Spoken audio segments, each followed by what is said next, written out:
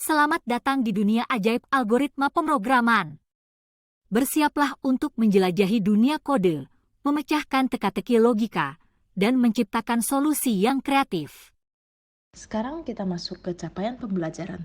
Capaian pembelajaran kita adalah mengenali objek-objek dan memahami perintah atau instruksi dalam sebuah lingkungan pemrograman blok visual untuk mengembangkan program visual sederhana berdasarkan contoh-contoh yang diberikan dan mengembangkan karya digital kreatif, menerapkan aturan translasi konsep dari satu bahasa visual ke bahasa visual lainnya, serta mengenal pemrograman tekstual sederhana.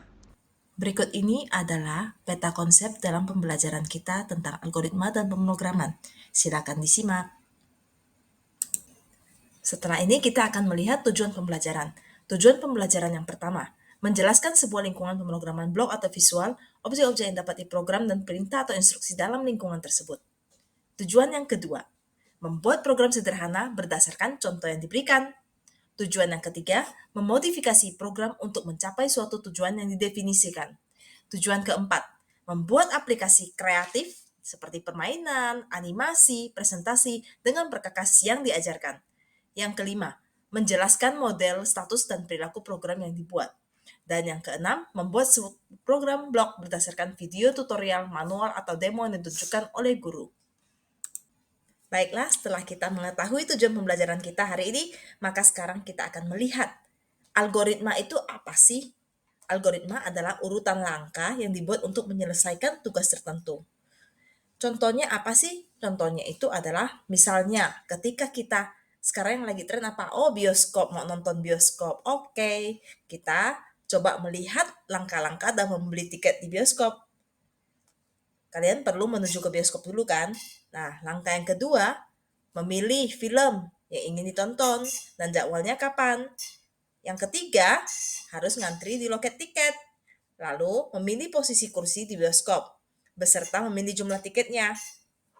Setelah itu, kita membayar total tiket dan tiket diterima dari pegawai. Nah, algoritma dibuat untuk dipahami oleh manusia dan juga oleh komputer.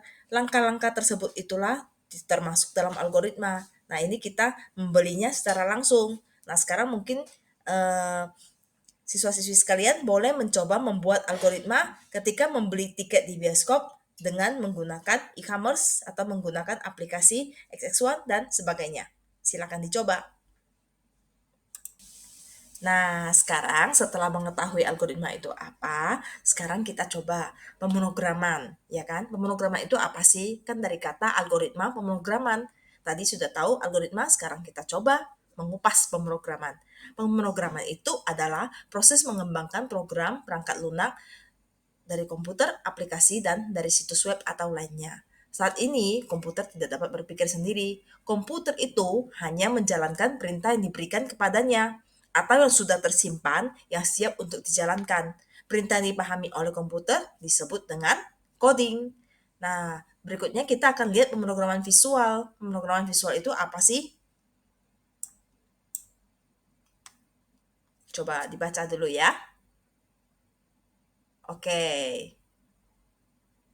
Pemrograman visual itu adalah sebuah bahasa pengkodean yang memungkinkan kalian untuk membuat program dan menyusun elemen-elemen visual. Tinggal tarik-tarik, jadi deh. Jadi jangan takut dengan apa itu namanya coding. Ya, elemen visual ini berbentuk blok. Jadi kita tidak perlu memahami bahasa mesin seperti apa, bahasa yang dimengerti oleh komputer seperti apa. Nah, kita bisa menggunakan blok, kita tinggal tarik-tarik-tarik jadi. Oke, tertantang? Mari kita belajar coding. Nah, nantinya coding itu seperti belajar menulis, jadi semua orang wajib bisa. Pemrograman itu tujuannya untuk apa sih? Pemrograman ini tujuannya untuk membentuk pola pikir berbasis komputasional melalui karya kreatif.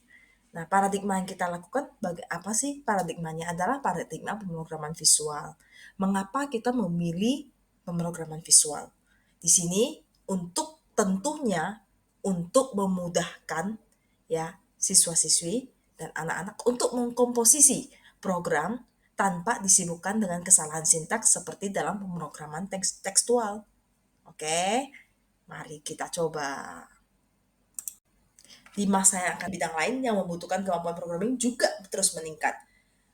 Informatika adalah ilmu yang akan terpakai di semua bidang karena semua bidang akan membutuhkan komputer.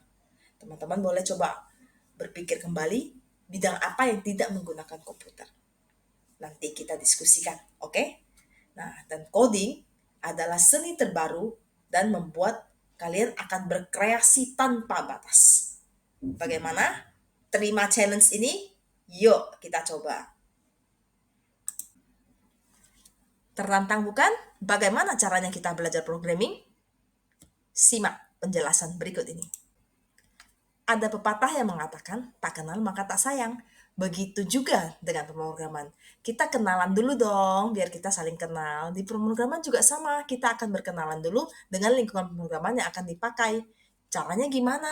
Bisa langsung dengan internet, bisa dengan komputer atau gawai. Dan juga sekarang ada cara terbaru kita belajar programmer, menjadi programmer atau belajar programming, itu bisa tanpa komputer. Namanya unplug ya, kita coba nanti.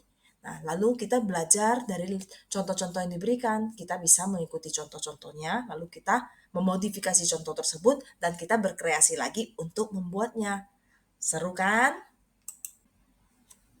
Ayo kita latihan, dan setelah nanti latihan selesai, maka nanti di pertemuan yang akan datang, kita akan belajar melihat salah satu contoh tools yang bisa kita pakai, yaitu Scratch. Nah, siswa-siswa sekalian boleh mencari tahu dulu Scratch itu apa, boleh searching-searching, boleh belajar dari bahan yang sudah ada di sini, atau dari bacaan-bacaan manapun. Ibu tunggu karya kalian di Scratch. Oke, sampai jumpa.